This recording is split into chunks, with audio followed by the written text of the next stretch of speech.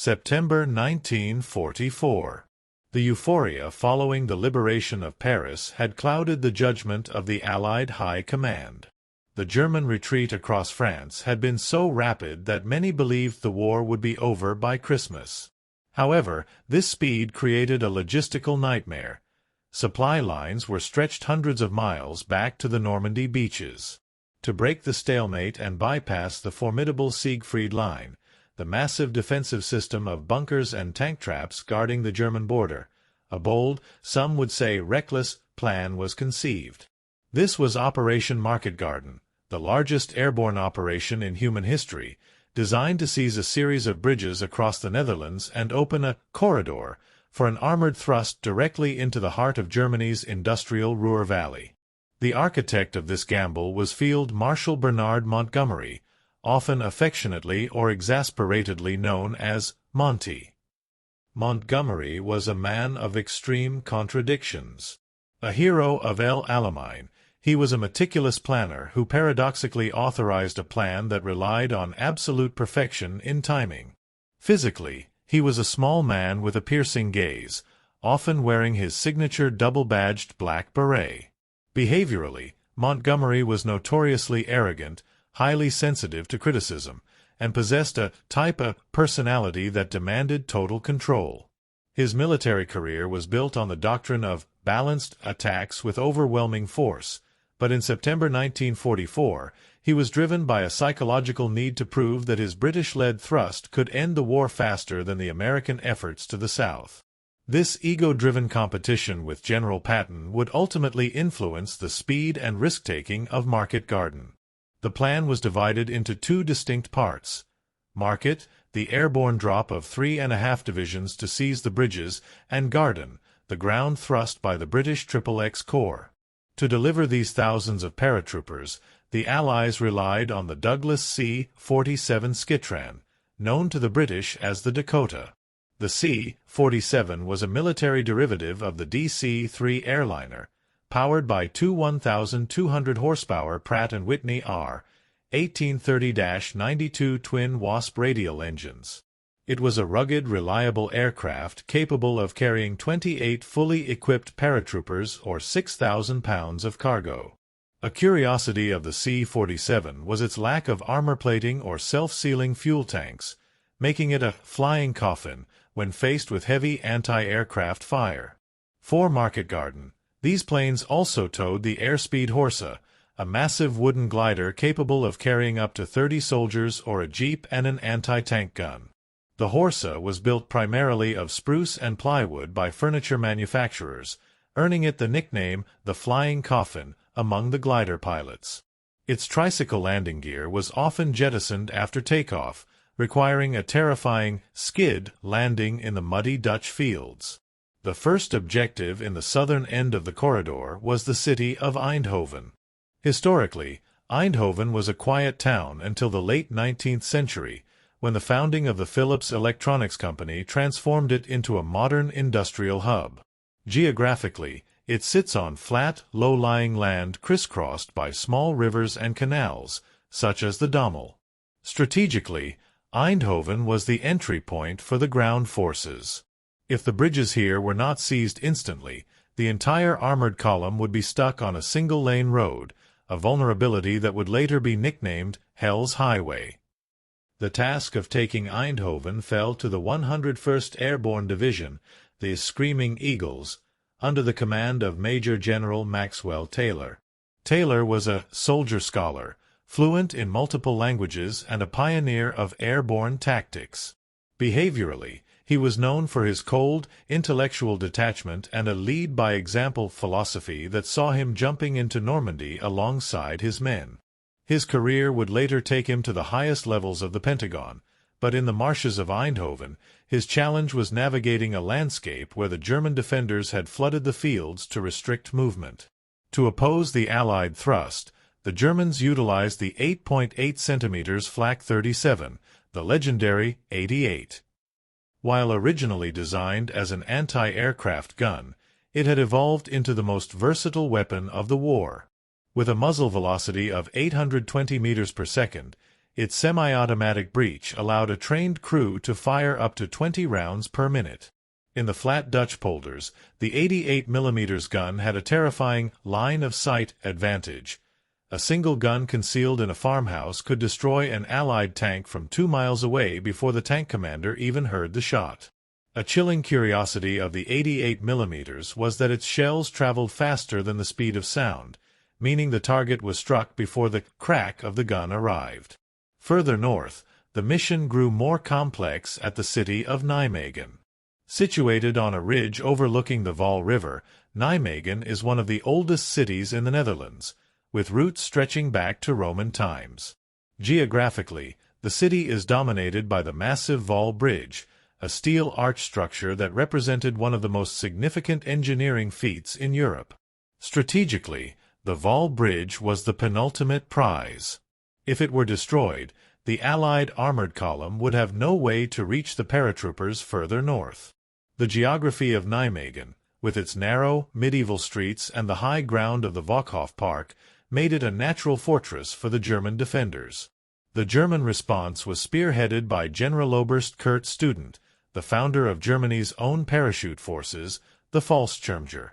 Student was a visionary of vertical envelopment who had suffered a severe head wound during the invasion of Rotterdam in 1940, which left him with a permanent scar and a somewhat erratic behavioral pattern. He was a professional soldier who respected the Allied paratroopers but was determined to destroy them. Ironically, Student was at his headquarters near the drop zones when the operation began, and a copy of the Allied flight plan was captured from a downed glider and brought to his desk within hours. This piece of luck, combined with Student's deep knowledge of airborne vulnerabilities, allowed the Germans to react with a speed that the Allied planners had deemed impossible. As the paratroopers of the 82nd Airborne Division descended toward Nijmegen, they relied on their primary infantry weapon, the M1 Garand. This .30-06 caliber semi-automatic rifle was described by General Patton as the greatest battle implement ever devised. It utilized an 8-round N-block clip that automatically ejected with a distinctive metallic ping after the final shot, a sound that, curiously, some veterans claimed could alert the enemy that the soldier was out of ammunition. The Garand's semi-automatic action gave the American paratrooper a fire rate advantage of nearly 3-to-1 over the German soldier armed with the bolt-action carabiner 98K. However, the Kar 98K, the standard German service rifle since 1935, was a masterpiece of Mauser engineering, known for its extreme accuracy at long ranges. In the street-to-street fighting that was about to erupt in Nijmegen, the raw firepower of the Garand would clash with the disciplined precision of the German bolt-action rifle in a struggle for every cobblestone house. While the American divisions struggled to clear Hell's Highway in the south, the ultimate prize of the operation lay 60 miles behind enemy lines, the city of Arnhem. Historically, Arnhem was a refined, affluent city known as the Little Park of the Netherlands, famous for its elegant white villas and its strategic position on the northern bank of the Lower Rhine. Geographically, the river at Arnhem is wide and fast-flowing, making the massive concrete and steel road bridge the only viable crossing for the British XXX Corps to reach the open plains leading to Germany. The terrain surrounding Arnhem consists of flat polders to the south and heavily wooded uplands, known as the Veluwe, to the north. Strategically, if the British failed to hold this specific bridge, the entire operation would become a colossal dead end. The task of seizing this bridge fell to the British 1st Airborne Division, commanded by Major General Roy Urquhart. Urquhart was a career infantryman with a rugged, no-nonsense personality. Curiously, he was not a paratrooper. He had never made a jump before being given command of the division, and he notoriously suffered from airsickness. Behaviorally, Urquhart was stoic and physically brave, but he lacked the intimate understanding of the unique logistical fragilities of airborne warfare. His military profile was that of a traditional slogger, a man who expected his men to hold their ground regardless of the odds. This grit would be tested to its limit as he found himself trapped in a house in Arnhem for hours, separated from his headquarters, while the battle raged around him. The British paratroopers jumped with the Sten Mk2 submachine gun, one of the most iconic and controversial weapons of the war. The Sten was a masterpiece of desperate wartime economy, made of stamped metal parts and simple tubing. It fired 9mm parabellum rounds at a rate of 550 rounds per minute. A curious and dangerous feature of the Sten was its tendency to fire accidentally if dropped, leading many paratroopers to carry it with an empty chamber until the moment of contact. Despite its cheap appearance, the Sten was ideal for the frantic, close-quarters room clearing that defined the Battle of Arnhem. To supplement their firepower, they also carried the Bren light machine gun, a gas-operated weapon chambered in .303 British. The Bren was world-renowned for its reliability and its distinctive top-mounted 30-round magazine. Its accuracy was so high that some soldiers complained it was too precise, lacking the spread desired for suppressive fire. Unknown to Allied intelligence, which had dismissed reports of armored movements, the Arnhem area had become the resting place for the 2 SS Panzer Corps. Leading this force was SS Obergruppenführer Wilhelm Bittrich. Bittrich was a classic Prussian-style SS officer, refined, professional, and often at odds with the fanatical political wing of the Nazi Party. He was an expert in armored counterattacks and possessed a sharp, cynical intellect. Behaviorally, Bittrich was a realist who respected the fighting quality of the British paratroopers but was determined to use his heavy armor to crush them. He famously offered a ceasefire later in the battle to allow the British to evacuate their wounded, showing a level of chivalry rarely seen in the SS. The primary weapon in Bittrich's arsenal was the Panzerkampfwagen V Panther. This 45-ton tank is widely considered the best balanced armored vehicle of the war. It was powered by a 690-horsepower Maybach HL230 V12 engine, giving it a top speed of 46 km per hour. Its main armament was the 7.5 cm KWK-42L/70 gun, which had a barrel length that allowed for such extreme muzzle velocity that it could pierce Allied tanks from miles away. The Panther featured sloped frontal armor, an idea borrowed from the Soviet T-34, which effectively doubled its thickness against incoming shells. However, a major curiosity of the Panther was its interleaved road wheel system. While it provided a smooth ride, if a wheel was damaged or if mud froze between them, the entire tank became an immobile steel pillbox. At the Arnhem Bridge itself, a small force of about 700 men under Lieutenant Colonel John Frost managed to reach the northern end. Frost was the embodiment of the British airborne spirit, a legendary officer who had led the famous Bruneval raid. He was often seen carrying a copper hunting horn, which he used to signal his men in the chaos of battle.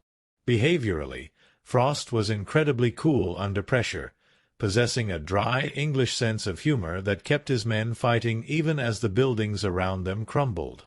His 2nd Battalion occupied the houses overlooking the bridge ramp, turning them into a fortress. The Germans countered Frost's paratroopers with the Stu G3, Sturmgeschütz 3, a turretless assault gun built on the chassis of the Panzer III. The Stu G3 was the most produced German armored fighting vehicle of the war. Because it lacked a rotating turret, it was much lower to the ground, making it hard to hit and cheaper to build. It was armed with a 7.5 cm Stu K40L/48 gun. In the streets of Arnhem, the Stu G3 acted as mobile artillery, systematically blowing apart the houses where Frost's men were hiding. A curious tactical detail was that the Stu G was often used to lead infantry because its thick frontal armor protected the soldiers following behind it from sniper fire. As the days passed, the British paratroopers began to run out of another vital weapon, the PIAT, projector, infantry, anti-tank. The PIAT was a uniquely British invention that used a massive, powerful spring to launch a hollow charge bomb. Unlike the American bazooka or German Panzerschreck, it had no backblast, meaning it could be fired from inside a small room without incinerating the shooter. However, the PIAT was notoriously difficult to cock. A soldier had to lie on his back and use his full body weight to reset the spring. If the spring didn't lock, it could cause serious injury. In Arnhem, the PIAT was the paratroopers' only hope against the Panzers, and soldiers like Robert Kane, who would later win the Victoria Cross, used it to destroy multiple German tanks at point-blank range, despite being partially blinded by debris. By the third day, the weather turned against the Allies, grounding the resupply flights of the short Stirling bombers. The Stirling was the RAF's first four-engine heavy bomber, powered by 4 Bristol Hercules radial engines. It was a massive aircraft with a distinctively high cockpit. However, its design was hampered by a wingspan limited to 99 feet so it could fit into existing RAF hangars. This made it unable to reach the high altitudes of later bombers like the Lancaster. In Market Garden, the Stirlings were forced to fly low and slow to drop supply canisters, making them easy targets for German flak. Due to faulty radio communication and the shifting battle lines, over 90% of the supplies dropped at Arnhem fell directly into German hands, leaving the British paratroopers to fight on with nothing but their bayonets and their dwindling resolve.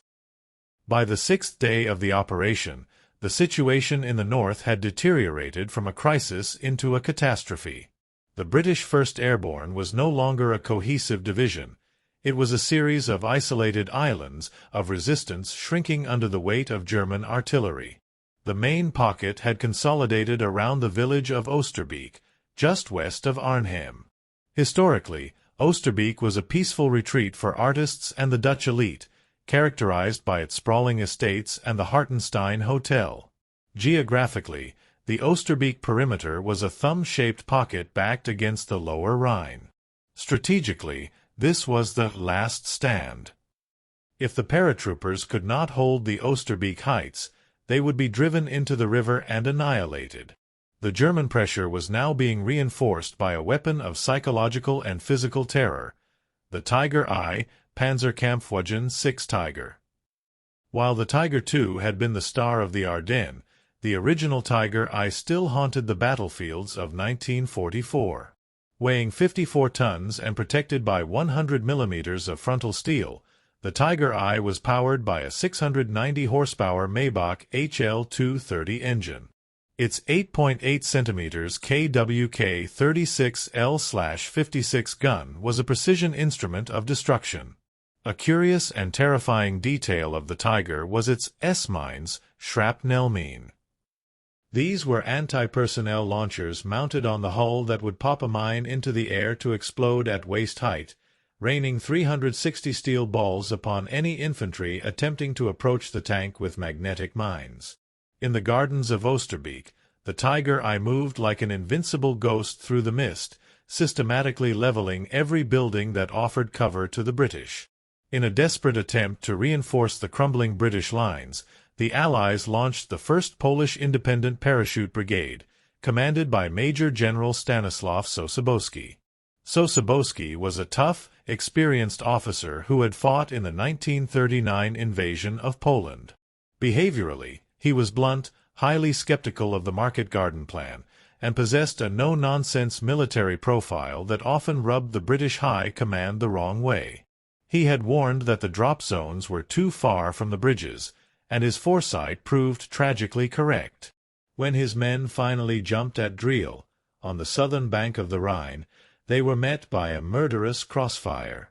Driel was a small farming village situated on a polder, flat, open land reclaimed from the sea. Geographically, there was no cover. Strategically, the Poles were supposed to cross the river to save the British, but without heavy boats or bridges, they were slaughtered on the banks. Sosabowski's career would later be unfairly tarnished by British commanders seeking a scapegoat for the operation's failure, but his men's courage in the face of certain death remains one of the war's most poignant stories. To cross the river, the Allies attempted to use the DUKW, a 6-wheel drive amphibious truck affectionately known as the Duck. Based on the 2.5-ton GMC CCKW truck, the DUKW was powered by a 90-horsepower engine and used a propeller for water travel. It was a masterpiece of American engineering, but it was unarmored and slow in the water. In the fast currents of the lower Rhine, under the glare of German flares, the Dukas became floating targets for the MG-42, Maskenengewehr 42. Known as Hitler's buzzsaw due to its incredible rate of fire, up to 1,500 rounds per minute, the MG-42 produced a sound like tearing linoleum. A curious technical fact is that the barrel of the MG-42 would become so hot during sustained fire that it had to be changed every 200 rounds, a process that a trained two-man crew could complete in under 6 seconds. At the Rhine crossing, the MG-42s turned the river into a wall of lead, making the rescue of the British paratroopers nearly impossible. On the night of September 25th, the order was finally given for Operation Berlin, the withdrawal of the remnants of the 1st Airborne. The survivors had to move in total silence, their boots wrapped in rags to muffle the sound of their steps on the cobblestones. They moved through the wooded ravines of Oosterbeek toward the riverbank. Of the 10,000 men who had jumped into Arnhem, fewer than 2,500 made it across the Rhine. The failure of Market Garden can be analyzed through the lens of a single technical oversight: radio communication. The British utilized the No. 22 wireless set, a radio that had performed well in the flat deserts of North Africa but was disastrous in the wooded and urban terrain of the Netherlands. The iron-rich soil and the heavy stone buildings of Arnhem shielded the signals, leaving General Urquhart unable to communicate with his brigades or the incoming supply planes. This technical darkness meant that while the British XXX Corps and its Sherman Firefly tanks were only miles away, they had no idea where to fire their artillery to support the paratroopers. The Sherman Firefly was a British adaptation of the American M4, fitted with a powerful 17-pounder, 76.2 mm anti-tank gun. This gun was so long and powerful that the muzzle flash could temporarily blind the crew. Curiously, the British painted the end of the long 17-pounder barrel with countershading to make it appear shorter, hoping to trick German Tiger commanders into thinking it was a standard, less threatening Sherman.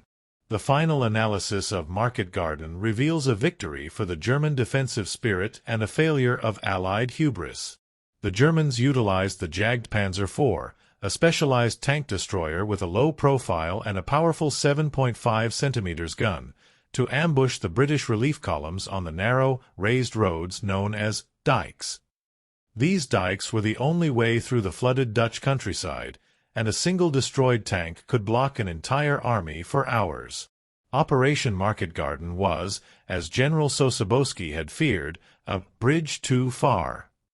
The Allies had seized the bridges at Eindhoven and Nijmegen, but the Iron Bridge at Arnhem remained in German hands until 1945. The operation proved that no amount of airborne courage can overcome a failure of logistics, intelligence, and the geography of a single-lane road.